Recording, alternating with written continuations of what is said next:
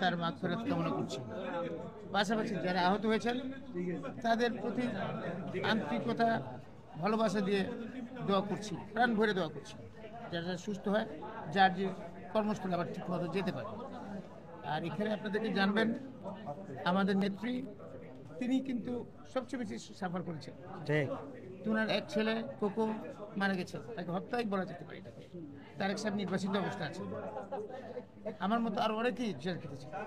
আমাদের পুরো বাংলাদেশে লক্ষ লক্ষ নেতাকর্মী জেল হাজতে, অর্থনৈতিকভাবে বিকলাঙ্গ হয়ে গেছে এই ফেসিস্ট সরকারের কারণে।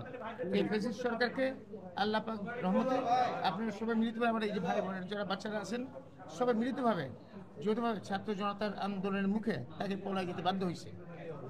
এবং এই অবস্থাতে আমরা মনে করি বিএনপির তরফ থেকে আল্লাহর রহমতে আমাদের এখানে চিকিৎসার ব্যাপারে বর্তমান সরকার করছে, অনেক কিছু করছে।